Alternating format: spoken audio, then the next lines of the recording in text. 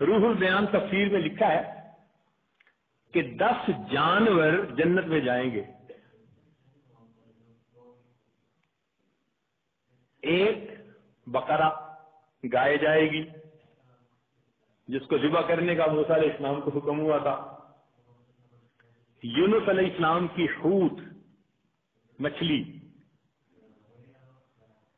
القبش اسماعیل علیہ السلام کا ان کی جگہ جو مینڈا ذبح ہو گیا تھا وہ بھی جنت میں جائے گا. اجل ابراہیم علیہ السلام کا جس کو وہ بھون کے لائے تھے فرشتوں کو کھلانے کے لیے. نملہ سلیمان علیہ السلام کے لشکر کو دیکھ کر جس چیونٹی نے بات کی تھی النمل ایتھا النمل ادخلوا مساکنکم، وہ چیونٹی بھی جنت میں جائے گی. ہدہد جس نے سلیمان علیہ السلام سے گفتگو کی تھی وہ پرندہ بھی جائے گا. صالح علیہ السلام کی ناقہ اونٹنی بھی جنت میں جائے گی اور نبی علیہ السلام کی ناقہ بھی جنت میں جائے گی. اور عزیر علیہ السلام کا گدھا بھی جنت میں جائے گا.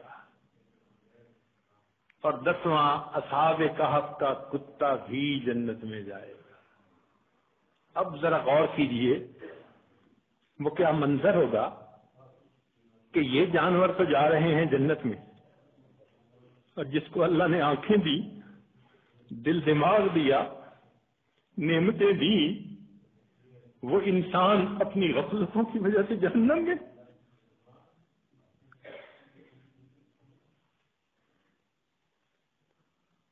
اگر اس وقت گدھے نے یہ کہہ دیا اے انسان تو مجھے بے وقوف سمجھتا تھا نا، گالی بھی دینی ہوتی تھی کسی کو بے وقوفی کی تو گدھا کہتا تھا.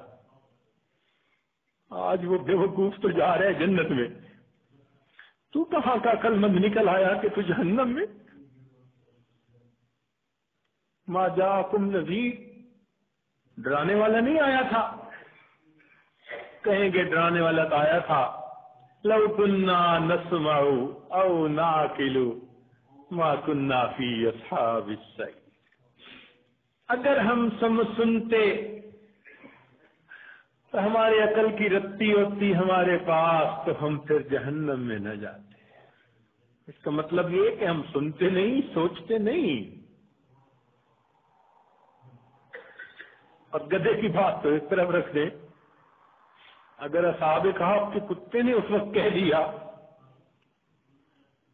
کہ تم تو مجھے ذلت کی نظر سے دیکھتے تھے نا اور میرا نام تو گالی تھا نا اور میری حالت تو یہ تھی تم خشک ٹکڑا کھلاتے تھے، میں تمہارا در نہیں چھوڑتا تھا، اور تمہیں جو پروردگار روز نعمتیں کھلاتا تھا تمہیں اس کا در یاد نہیں آتا تھا.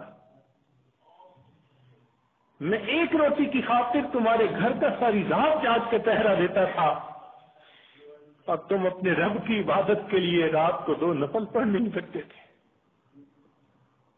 کتا جنت میں جا رہا ہوگا اور یہ حضرت انسان غفلت کی زندگی گزارنے کے بعد جہنم میں جا رہا.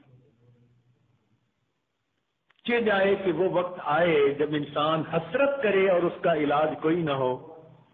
ہمیں چاہیے کہ آج ہم اس کی حقیقت کو سمجھیں اور جس طرح روح کو اپنے جسم کو غذا پہنچانے کے لیے فکر مند ہیں، ہم اپنی روح کو بھی غذا پہنچانے کے لیے فکر مند ہو جائیں